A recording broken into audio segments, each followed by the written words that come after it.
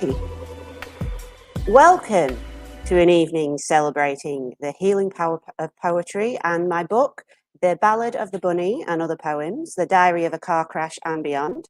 Hello from Doc and I here, who's being very, very well behaved. You can have another one for that. No? All right then.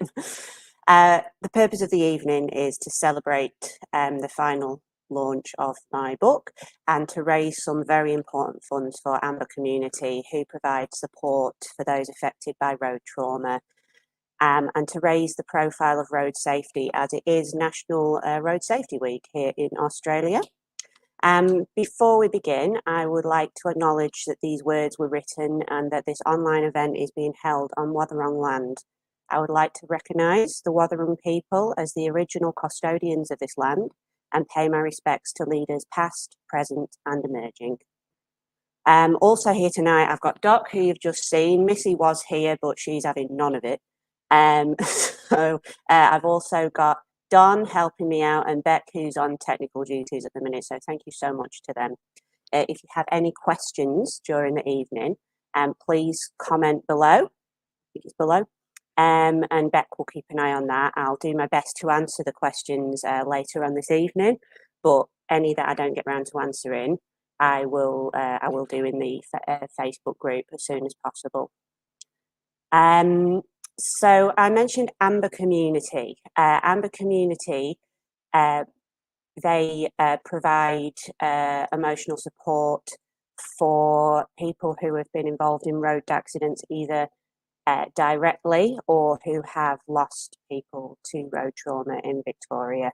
The watching tonight is free. However, donations to the Amber Community will be very, very much appreciated. And the link is in the comment section under the video. None of this money is going to go to me. That goes directly to them to support those affected and to change the behaviour of drivers on our roads. So to the book, the purpose of this book was to make sense of my injuries and the huge changes to my life post-crash. I had to give up my job and my studies to become an early childhood teacher, but that led me to poetry, but more on that later. I do want to, sorry, Missy just stamped her foot for some reason. You're not happy, are you? No. So I did want to share my voice because being involved in a car incident can be a very isolating experience. So I did want to help other crash survivors who may be feeling alone. I want to make sure that your feelings are valid and you've been heard. The link below will take you to a worldwide list of where you can purchase the book on my website. As it is Road Safety Week, I do have a discount in place for the next, maybe 24 hours or so. The book, which is normally on sale for $20, will be on sale for $15. But yes, let me know if you do make a purchase during the evening so I can say thank you. So the crash. So I was driving to work and someone made a decision and thought they had time to get across the junction and they did not. I was unable to stop. I was doing 100. And the person involved wasn't drink driving. They weren't on drugs. They weren't checking the phone.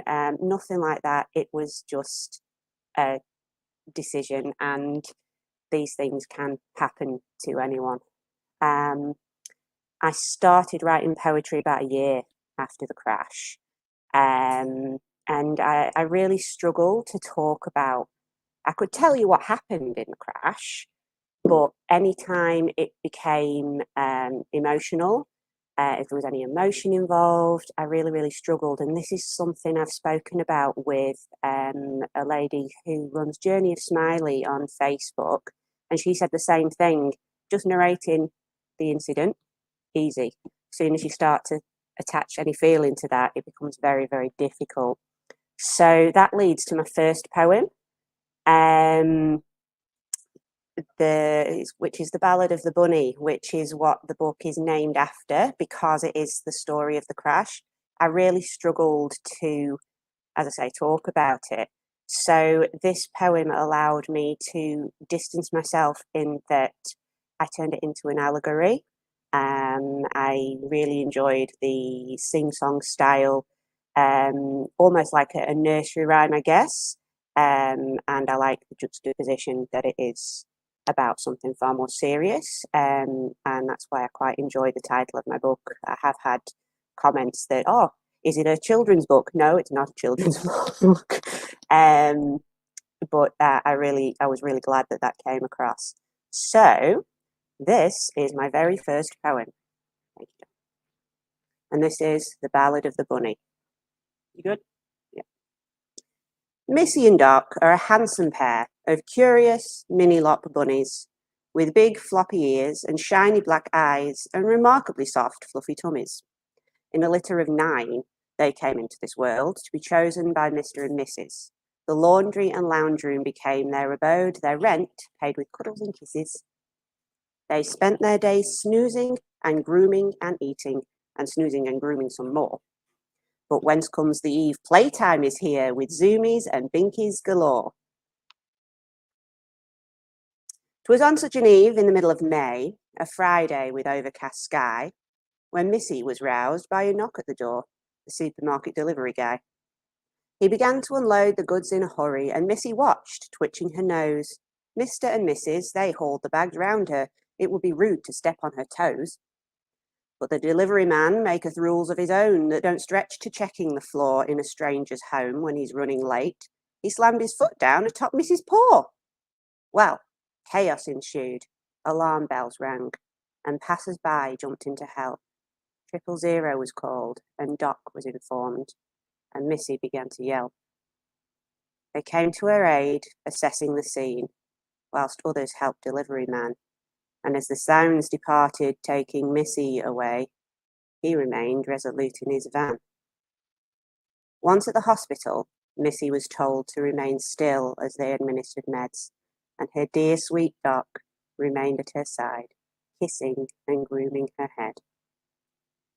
Why didn't he wait, I wonder, dear reader?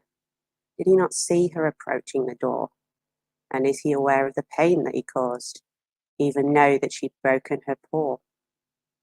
She knows she is lucky. A broken paw could be the end for the strongest of rabbits.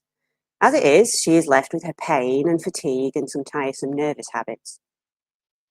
One day she secured the answers she sought, though they left her with no peace of mind. The cause of her woes, he had seen her, he said, so he stepped. He just thought he had time. And Missy and Doc live another life now. Her Binky days, they are gone. They still love a groom and a good little snack, so Missy keeps hopping along. Do you think about her? She thinks of you often. She ponders the life you might live, and if you still hurt. Maybe one sunny day she will find enough peace to forgive. Thank you. Okay, coming up next, I have got a poem called The Hangman's Fracture. Now, once I started moving round a bit more, so I've got my page here and I've gone to the wrong bit. I've got shocking memory at the minute. So, after the accident, taken to hospital, and my most immediately concerning injury was a bilateral C2 fracture, which is a broken neck and is also called the hangman's fracture. And I found that out whilst lying in a hospital bed. So, that was fun. So this is my next poem, Hangman's Fracture.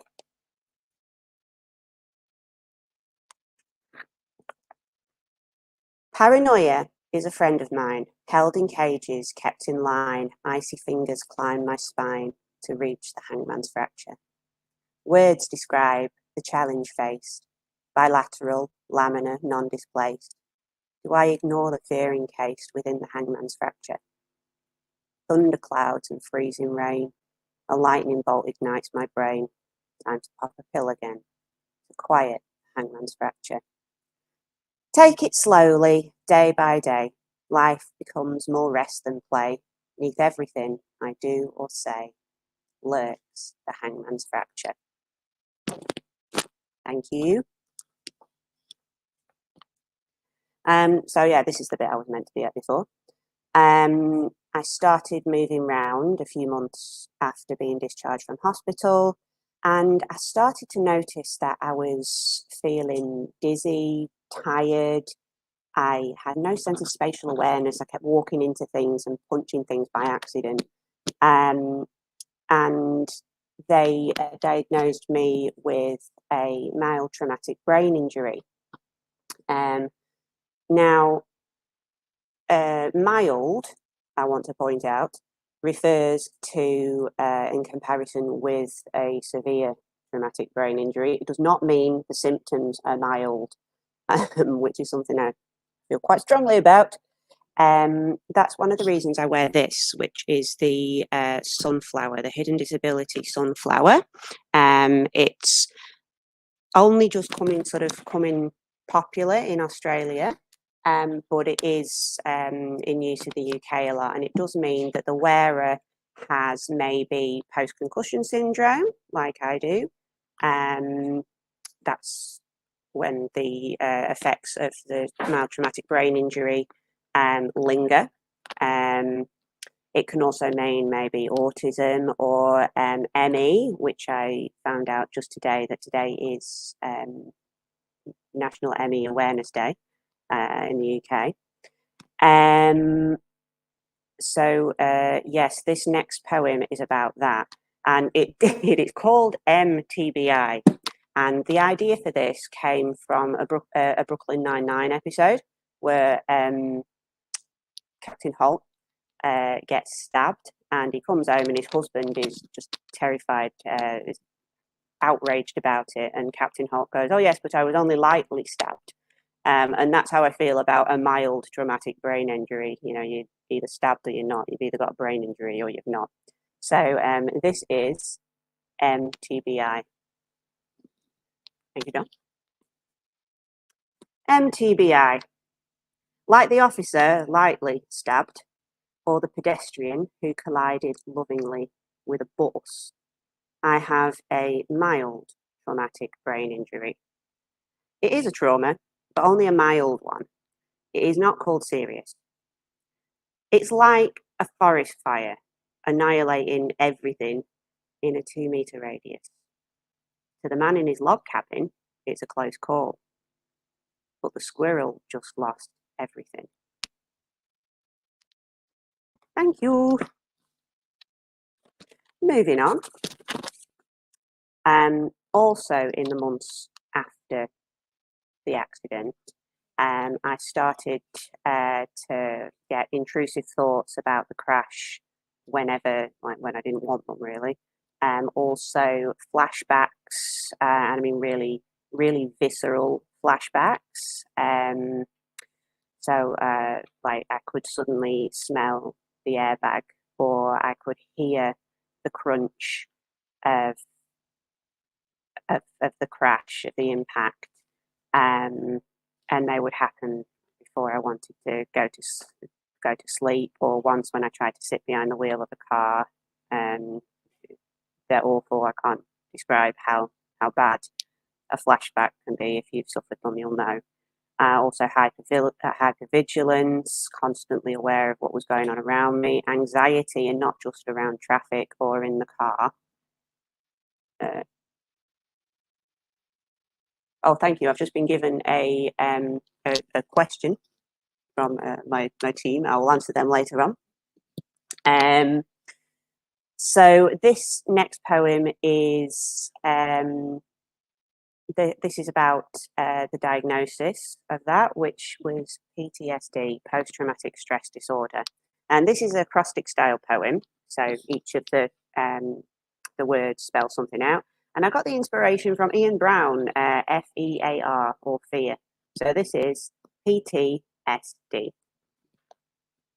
And you're in the gem, so you can have another one of them. You want it? Good boy. This is PTSD. Prior to said disaster, positive traits stood dominant, pushing through sporadic dismays past troubles since departed. Path took sudden diversion, proclamation to stop disregarded. Powerful thud silenced drivers. Present time, somewhat different. Pills to soothe distress. Perceived threats seemed devastating. Plans terminated. Sleep disturbed. Painful triggers surfaced daily. Passionately tempestuous. Shitty disposition. Permanently temperamental. Sometimes delightful. Psychiatrist testifies somber diagnosis. Post-traumatic stress disorder. Thank you. In those months after the accident, after the crash, I went for physical and emotional rehab.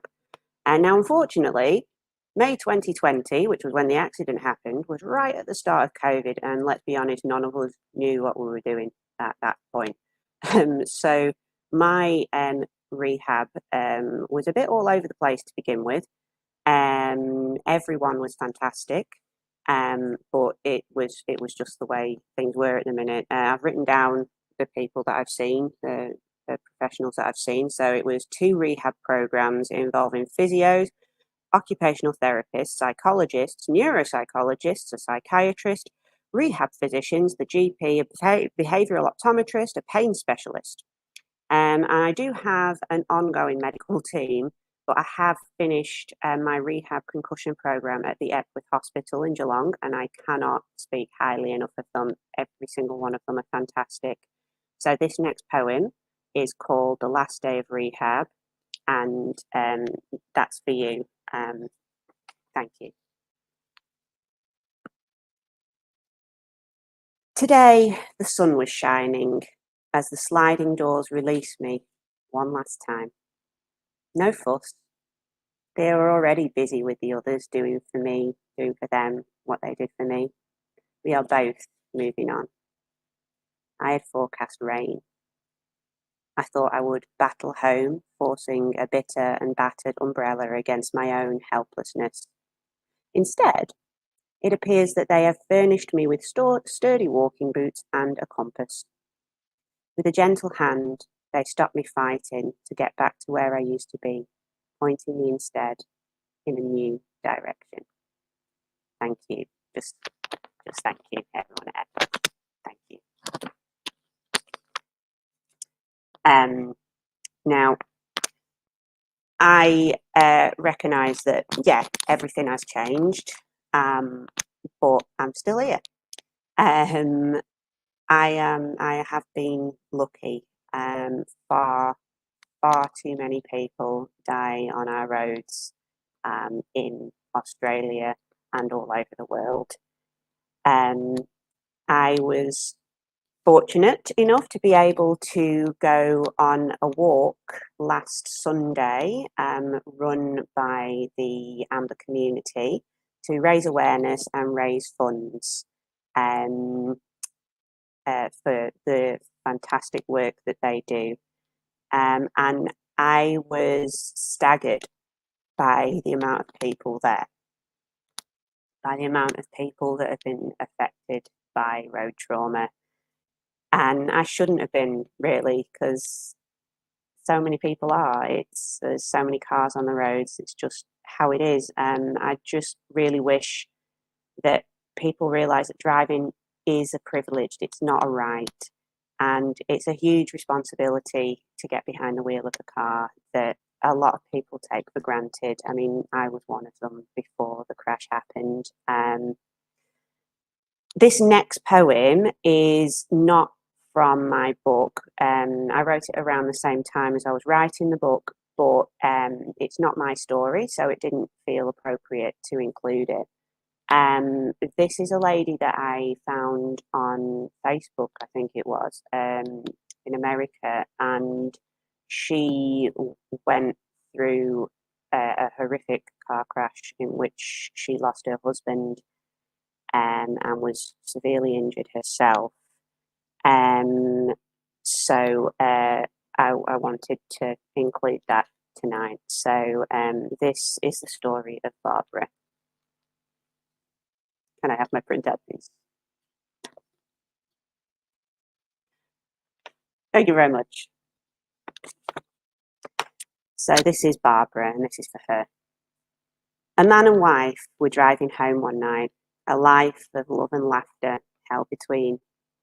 Inebriated stranger taking flight, collision, shattered life and shattered dreams. The husband's light went out, his wife's burned low. An induced coma, breathing tubes and drips. To start, one blink for yes and two for no. Broken legs and neck and hands and hips. And wordlessly she questioned her beliefs. A woman meant to suffer for her sins. A mind harassed by pain and loss and grief. A body held in place with rods and pins. When told to count her blessings, she, at first, succumbed to all that anger in her heart, until her sister quenched her bitter thirst. That you have me, and that is just the start. And start she did. 100 gifts each night, a list of all the riches to her name, her friends, her faith, a dancing shaft of light. And inch by inch her grace replaced the blame. An inspiration to the ones in pain. There is a way to live in love again.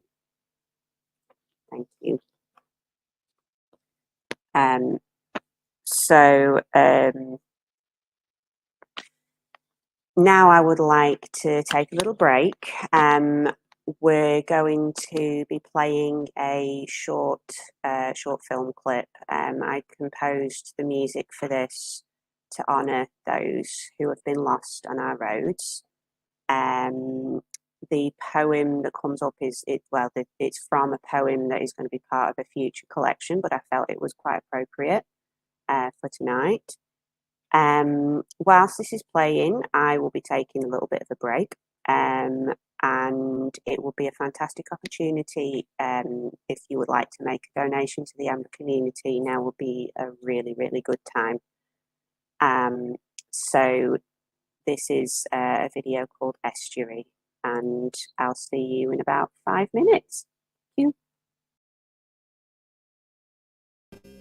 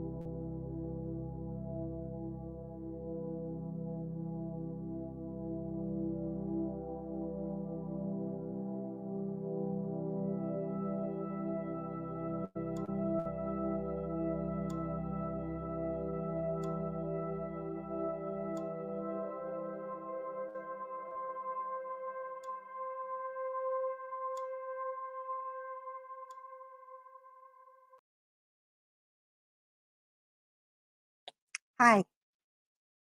Well, I hope you all had a little time to enjoy that or reflect or rest, whatever you needed to do. Um, we're going to carry on now. Um, the poem Barbara that I just read before, as I said, it was a real inspiration for me. Someone who could have been through all that could find something positive. Then I felt that, yeah, I can too. That being said, I've got Missy down here who is demanding treats. You can't see her, but yes, she's down here now as well. um, I do think there is something to be said for allowing yourself to express rabbit hair everywhere. To express negative, or what we call negative emotions. I feel that blind toxic positivity is not going to help anyone. And that brings me to my next poem. So, just a bit about it first. I was in the middle of a psychology session online, and this man here, yes, you can. You want another treat? This man, yes, you have that one. Good boy. This man was scratching at my leg. He was chewing a box. He was scratching at the door. He was trying to, I don't know what he was trying to do. He was just making so much noise. So I got fed up with him. So I picked him up, sat him on my lap, stroked him for a few minutes, and then put him on the floor. And he went into a corner and fell asleep. But we were talking about how sometimes with difficult emotions, it, it's best to allow yourself to feel them and hold them, and then you can let them go. And the psychologist said that he was a perfect metaphor for it, really. And it's the same thing that's happening right now with Missy. All right, here you go, have that. Good girl. So my biggest issue in terms of negative emotions was anger, and my relationship with anger has changed. It has evolved, and that is why one of the reasons I left it in diary form, my book, so that you could see how these things progressed. At first, people would tell me, like the lady Barbara, who she counted all the blessings. She's alive. She was alive. That's the main thing. And people would tell me, "You're alive. I'd be grateful for that." And all I would feel is I'd still feel angry. I'd still feel frustrated. I'd still feel the unfairness of it all. And now I'd feel guilty as well. So it didn't really help. But then I progressed and I started to realize I needed to feel this anger. And so that is what this next poem is about. And it's called May You Be Angry. Really backfired having these treats here. There you go. Right. This is May You Be Angry. I met my anger and ran with her through quiet streets at midnight, and we wrestled at raging dawn. They had told me to ignore her as she growled around my ankles and ripped down walls behind me and hammered on the glass of my conscience until it shattered. So I picked her up. I held her. I let her scream and curse and scratch because it's all so unfair. I held her and I saw her. I let her breathe out. I felt her smile, so I placed her on the ground. Then she ambled into a corner, and for a while she slept. Thank you.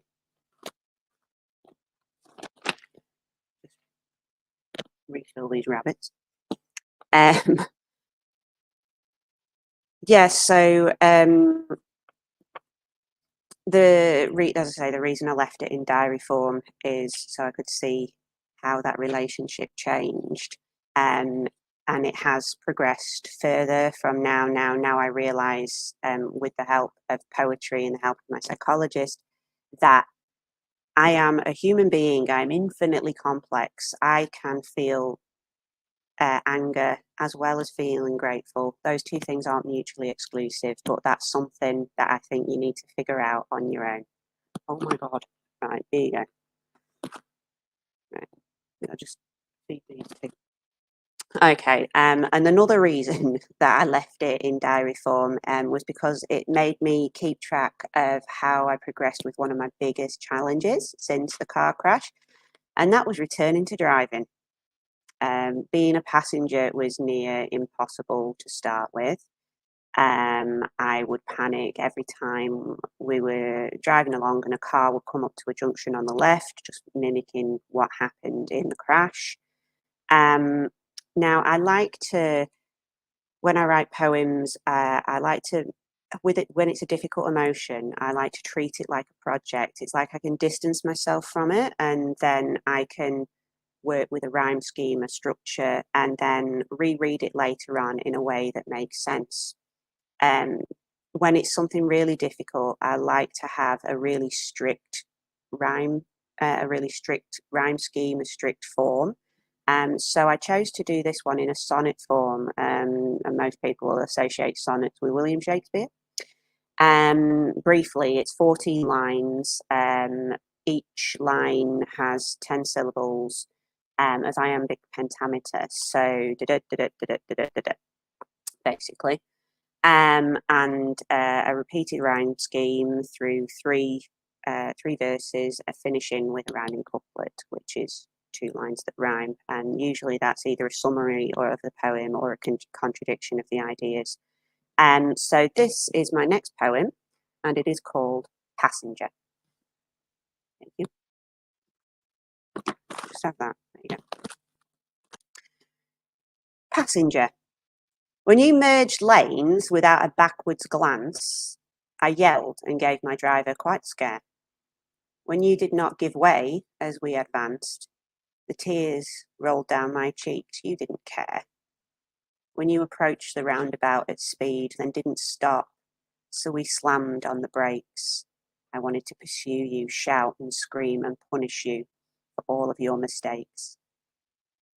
When I become the passenger, I try to keep myself together, slow my breath.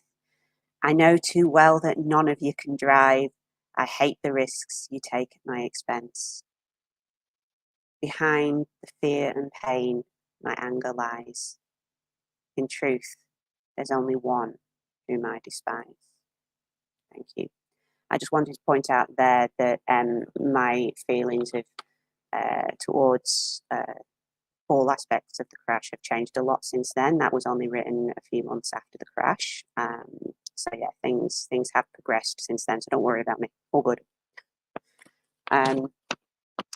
Now, this carrying on with the returning to driving journey, as it were. This one is called Behind the Wheel.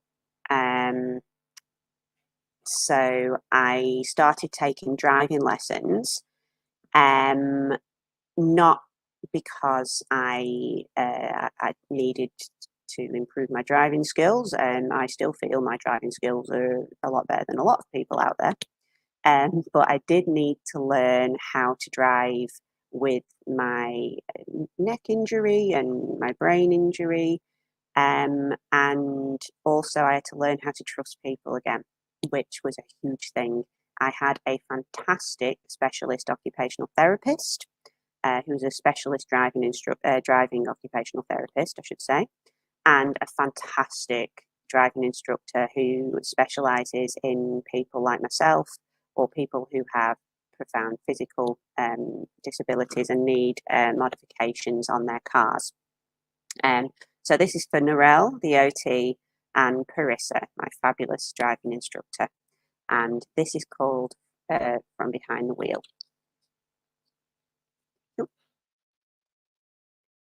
I'm in the driving seat. The garage is dark and quiet around me. Ahead of me is the closed door, and beyond, life goes on. No one knows I'm here. I run my hands over the steering wheel, the gear stick.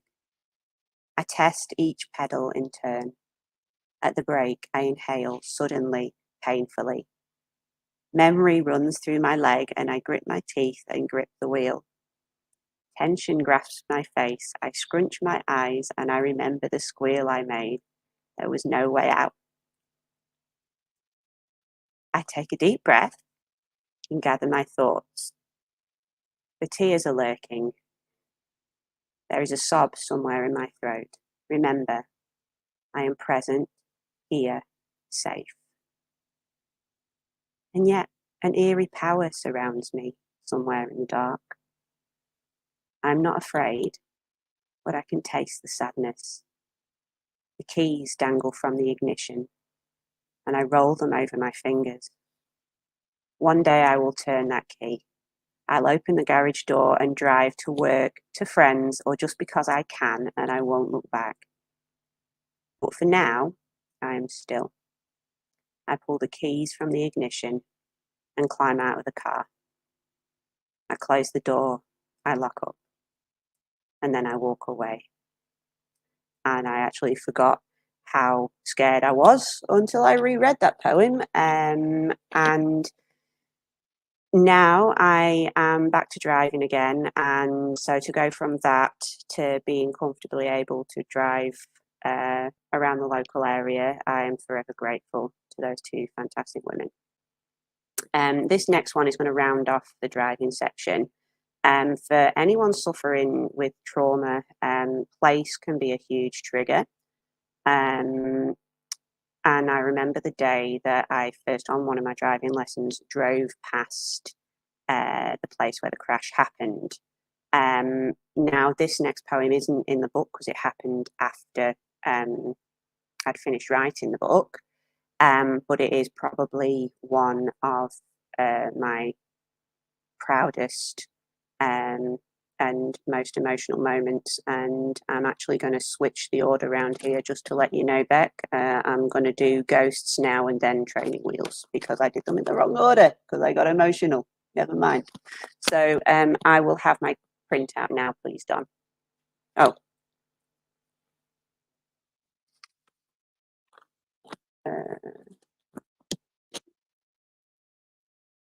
Technical problems. We're all good. Thank you very much. So this is ghosts.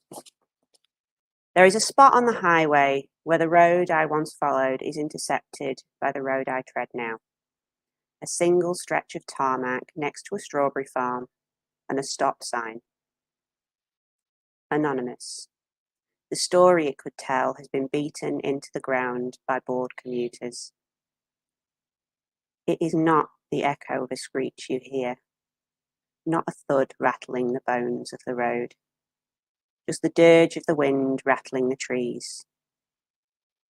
Can you see the ghost of on the central reservation with her head in her hands? I went back to there today, and for the first time I was behind the wheel. I saw the ghost, and with her I cried.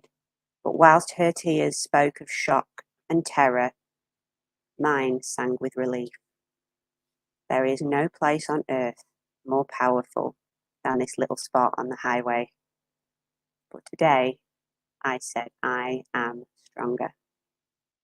Thank you. I'm actually just going to carry straight on because I feel that's such a positive poem that I don't want to go back and do the one that I was going to do. So I'm now going to continue with how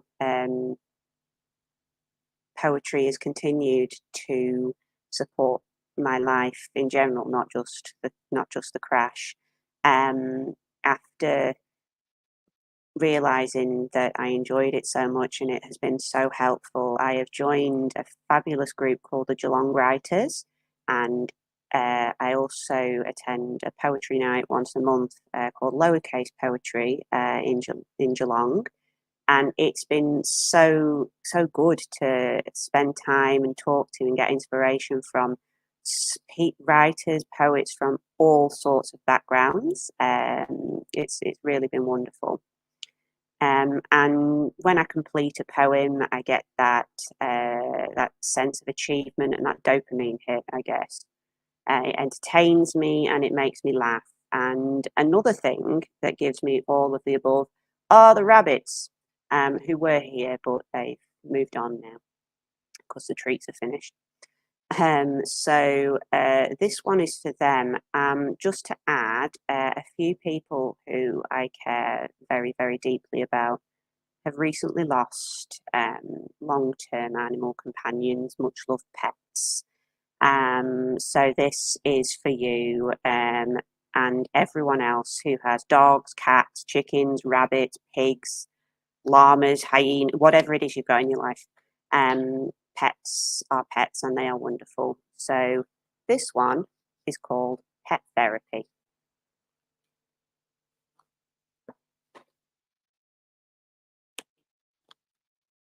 Pet Therapy. You are my conversation. You watch me closely. You bounded in and became part of my identity. You are unashamedly grateful and you expect the best.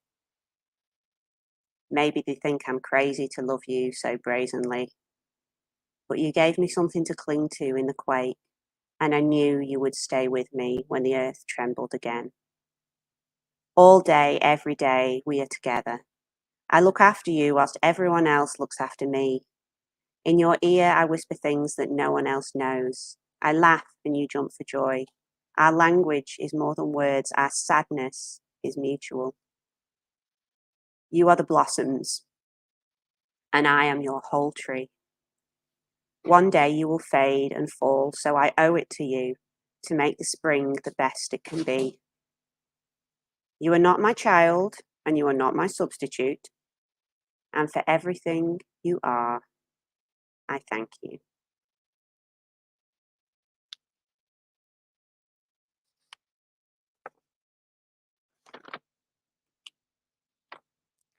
That's Pet Therapy. Now, we're getting towards the end of things now. So I would like to just look, Beck handed me a question before. Oh, yes. So I've just got a question here sent asking if the Ballad of the Bunny is just for survivors of road traffic collisions. Now that's interesting, because originally I did write it just for survivors of road traffic collisions. However, I had a really interesting conversation with someone who had purchased the book and said that she could relate it to a medical emergency that she had been through herself. And it made me think, of course, trauma is trauma is trauma. You don't have a specific reaction to different types. So that it just made me feel really, really happy that my book is hopefully able to reach a wider audience as possible.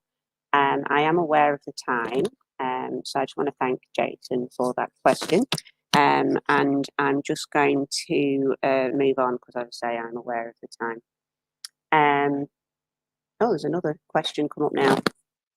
Oh, there's a few questions coming up. Well, I'll just answer one more. Because, as I say, yeah, time's getting on. Any other questions I will answer in later on in the Facebook group, or so yeah, I will answer them because I really, really appreciate you taking time. So we have given the clarity of the situation because of all the help you got through this traumatic experience. Looking back, would you have taken another way to recover mentally and emotionally? In some ways, yes. That is a really good question. I think hindsight is a very, very powerful thing. As I mentioned, my crash started at the start of COVID, and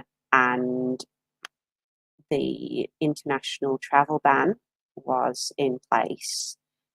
So my family, all being in the UK, weren't able to come and visit me, which I'm sure they would have done had they been able to. So I really, really think that a support network is so important to have around you. I mean, I had my husband and I had Beck, who was here constantly.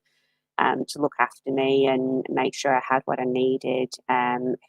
Several other people here who I don't want to name right now, but have helped me so much. I think emotionally having that support network is so vital, which is why I think organisations like the Amber Community and also the Crash Support Network, for those of you who are in America, they're based in Canada, run by a fantastic lady who's fantastic and has unfortunately been through a very traumatic road incident. These places provide communities where you can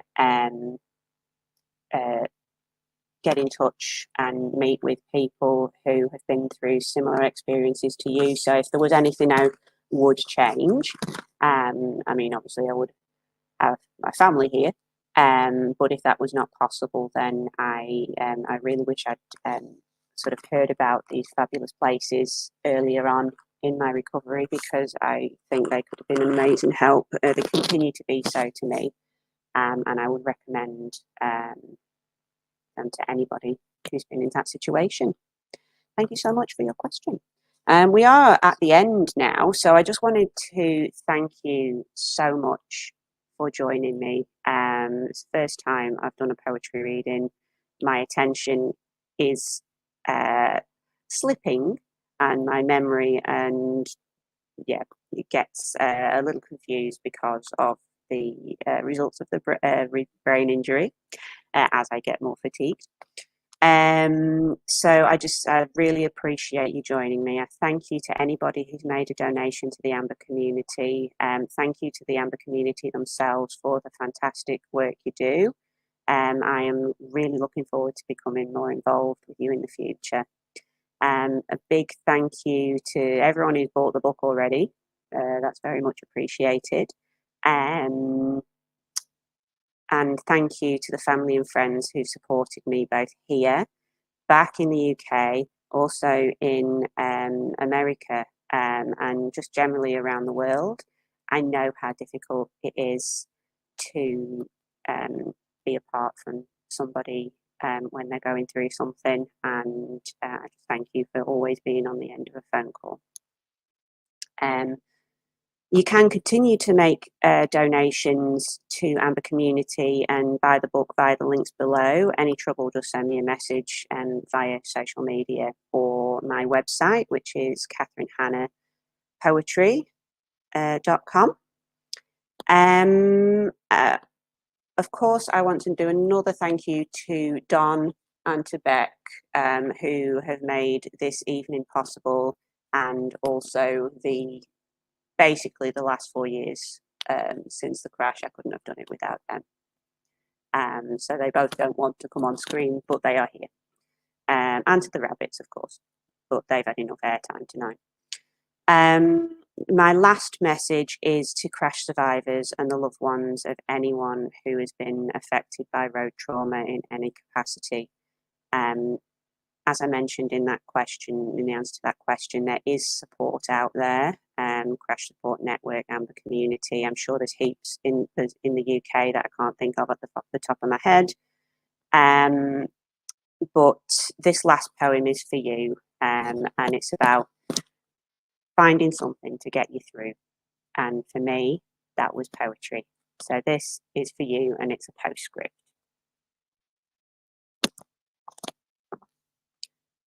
Find that thing that transforms you from an impotent passenger clinging wearily to the flotsam into a pioneer navigating by the stars.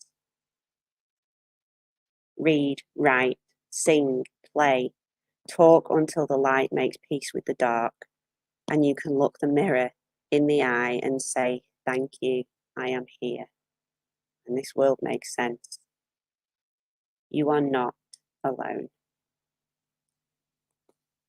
Thank you ever so much, and good night or good morning. Thank you for joining us.